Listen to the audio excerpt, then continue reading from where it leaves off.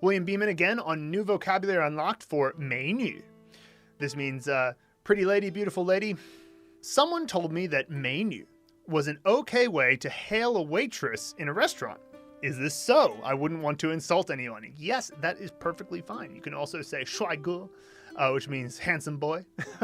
It's so funny because men call each other handsome boy all the time here in China. It's just basically a general term of address for like a young man. I am too old now to be a 帅哥 anymore. People tend to refer to me as 叔叔, which means like uncle. So I've gotten balding and I'm over 30. So at this point I've graduated to being called 叔叔, which is so like if a kid's walking around and they say hello, or like, oh, what foreigner, 外国人, the parents will often say, to their kid, say hi to the person. They'll say, 你说叔叔你好, 叔叔你好. And they started doing that. Before they used to say 帅哥你好, and now they say 叔叔你好. And so that's a sign that you're growing older. China does a very good job of, they have no shame about age, and they have no shame about judging other people's age. It's just not a thing here. They're not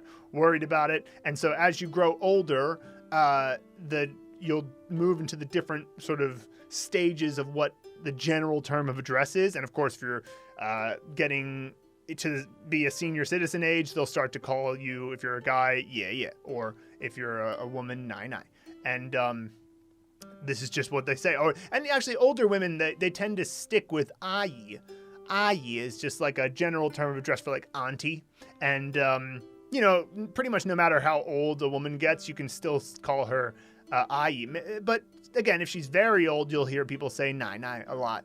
But yeah, 阿姨 tends to stick around longer. It's kind of interesting that for men, you don't have to get that old for people to start calling you 爷爷. But for women, they'll kind of stick with 阿姨 for a long time. And 阿姨 is kind of the same. It's in the equivalent to 叔叔, right? So auntie and uncle, 阿姨 and 叔叔 are the general terms for auntie and uncle. And even though they're equal in the age range, it will last longer for women than it will last for men. Like men will become 爷爷 much earlier than women will become 奶奶, in my experience, and just seeing people talk about it. But yeah, you can totally, if you're in a restaurant, you can totally say 美女, and they'll come over, the waitress will come over. And of course, the general term is 服务员. 服务员.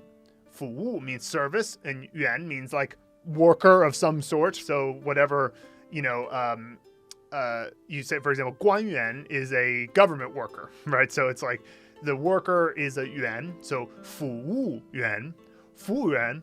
And so like, because 服 and 务 are both, it is kind of an interesting pronunciation thing.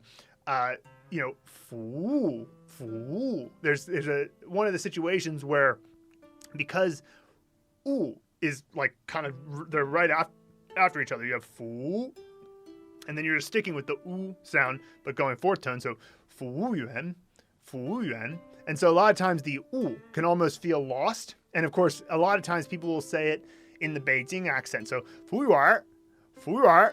And like the wu almost gets lost in the whole thing. So 服务员, and that works. You shout that out, somebody will come to you. And if you're not in China, you might not know that the restaurant culture here is there's no tipping. So as a result of there not being tipping, which, Americans really enjoy when they come here, is that you don't have the waiters and waitresses coming over a lot like they do in America. Like in America, they tend to come over and like, how are we doing? How's everybody doing? You're like, I'm having a conversation, and go away. But they don't really do that here, but it's perfectly okay to just call them over. And so in America, it's kind of rude to say waiter, but you're supposed to just put up your hand, and they're supposed to be paying enough attention to see your hand go up. But in China, it's much more just like you call them over, and you can do that by saying 服务员, or you can say 美女 or 帅哥, that type of thing. So, or 老板, that's another one that's good too. Is 老板 means boss.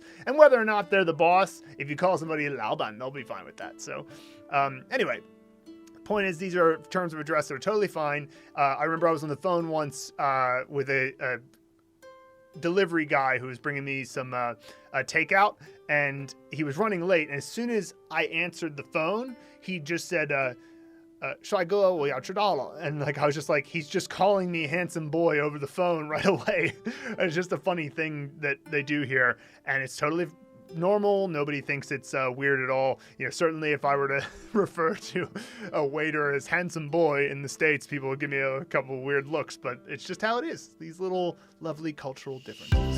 谢谢你观看我们的这个视频. If you found this video valuable and you'd like us to help you reach fluency and literacy in Mandarin Chinese as fast as possible without all the headache of traditional learning methods, just head to mandarinblueprint.com to learn more.